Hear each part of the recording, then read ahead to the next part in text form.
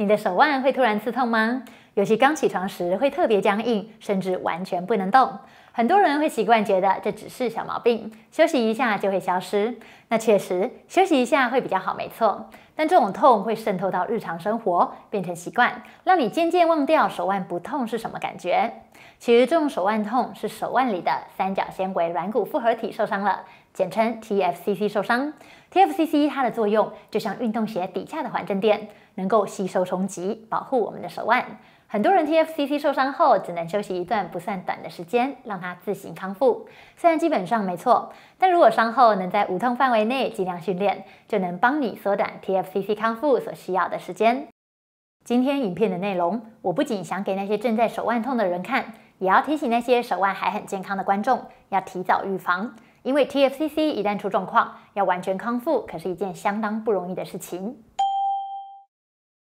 三角纤维软骨复合体这个名字听起来有些复杂，我会尽量用通俗的语言让你快速了解一下。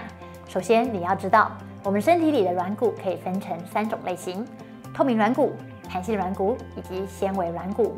透明软骨应该是我们最常看见的软骨，它的特色是耐磨。我们在吃鸡腿时，骨头上那层白色脆脆的东西就是透明软骨。而弹性软骨能变形，有弹性，在鼻子、耳朵还有喉咙里面都有弹性软骨。那今天的主角纤维软骨是身体里最坚韧的软骨，因为里面有丰富的胶原纤维，它既能抵抗拉力，也能承受压力。像脊椎间的椎间盘，还有膝盖的半月板都是纤维软骨，所以手腕里的纤维软骨也被称作手腕中的椎间盘。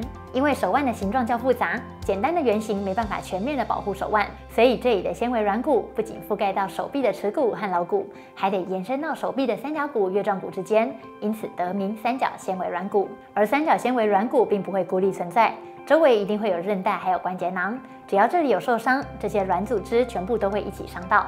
所以这个范围内的结构就叫三角纤维软骨复合体，简称 TFCC。那什么动作容易让 TFCC 受伤呢？从 TFCC 的位置我们可以知道 ，TFCC 夹在前臂和手掌之间，所以只要会让手腕出力，或者是会压到手腕的动作，都可能让 TFCC 受伤。比如提吸尘器啊、甩锅炒、用力拉住重物的时候，还有像是下犬式、伏地挺身或是不小心跌倒，用手去支撑身体这些挤压的动作，只要手腕在错误的角度压一下或拉一下 ，TFCC 就受伤了。另外提醒一下，长时间用不正确的姿势使用滑鼠键盘，也会让 TFCC 受伤。可以说它真的很容易受伤。那要怎么知道自己的 TFCC 有没有受伤呢？其实很简单，你跟我做3个测试就好。第一个测试，按一下小指还有前臂相连的这个地方有个皱褶，这边会不会痛？第二个测试，慢慢的用手压椅子，把自己的身体向上推起来，小指还有前臂相连的这个地方会不会痛？第3个测试，把测试手的手肘放在椅子上，用另外一只手抓住虎口，将测试手往尺侧的地方偏移后左转右转，看看这个地方会不会痛。如果你这3个动作都会痛，那应该就是 TFCC 没错了，要快点去复健科或者是骨科详细检查一下哦。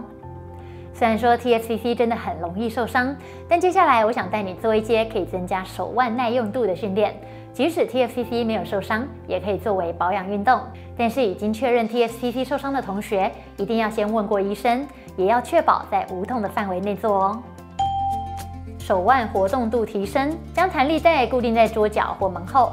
一开始4足跪姿，接着让弹力带穿过手腕并背对它，拉紧弹力带直到感到中等阻力，用另外一只手压住治疗侧的手做固定，身体前后移动。身体往前时，掌根不要离开地板，你会感到手腕上、手腕下紧紧的是正常。往前觉得紧绷时，停留3秒，回来，反复12下，一天做3组。接着面对弹力带，将手背垫一个枕头，放在地板上，手指朝自己，用膝盖固定，保持手臂不动，身体前后移动。这时你会感到身体往后移动时，手臂背侧紧紧的，就停留3秒，再慢慢回来，反复12下，一天做3组。中立位支撑训练，将哑铃放在地上，4足跪姿，紧握哑铃，手腕微调到中立位置，避免手腕过度弯曲还有伸直。你可以想象催油门的动作，接着身体往前，把肩关节移动到手腕正上方，把重量移到手上时，如果感到手腕会不舒服，就不需要将身体往前太多。移动到底，停留3秒，再慢慢回来，反复12下，1天做3组。接下来的训练都可以强化手臂和手腕整体肌群的向心收缩，还有离心收缩，是很棒的手腕稳定度训练哦。正常的手腕活动度要拥有能够伸直75度、屈曲80度、桡侧偏移20度、尺侧偏移40度，所以恢复这些角度就是我们手腕的训练目标。屈曲伸直阻力训练，首先我们先训练伸腕肌群，拿一个哑铃，如果没有哑铃，可以用装满水的保特瓶或者是弹力带作为替代，将上臂放在桌上，让手腕垂放在桌子边边。你也可以把上臂放在大腿上，用手腕的力量举起哑铃。将哑铃举起的时候，上臂都不能脱离桌面或自己的大腿，保持3秒钟，缓慢放下。放下哑铃时，动作要特别慢，这样才可以训练伸腕肌群离心控制的能力。当哑铃降到最低时，把手指继续往下伸展，直到指尖勾住哑铃，再停留3秒。上下算1次，重复12次，每天做3组。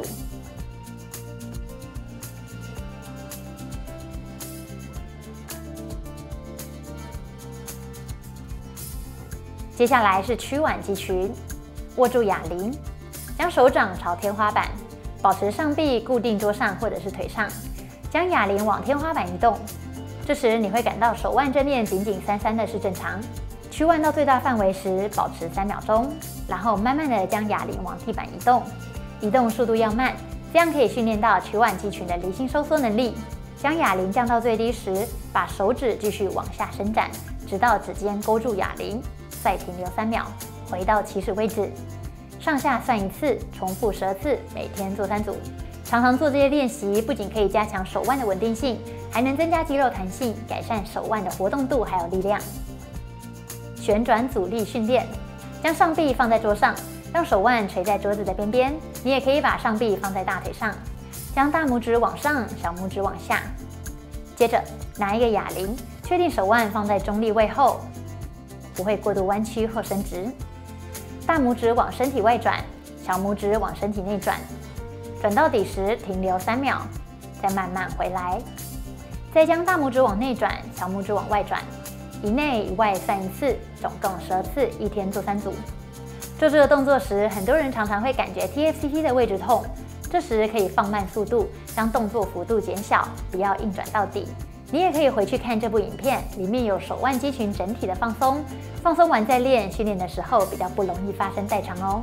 桡侧、尺侧偏移训练，桡侧偏移，同样将上臂固定在桌上，手腕悬在桌边，放在大腿上也行。大拇指侧向上，小指侧向下，握住哑铃，确保除了手腕外，手的其他部分保持不动。这次将哑铃向大拇指的方向移动。这个动作叫做桡侧偏移，移动到自己手腕的最大幅度后，停留3秒，再往地板的方向移动到最大幅度。做这个动作要慢，避免拉伤。一上一下重复12次，每天做3组。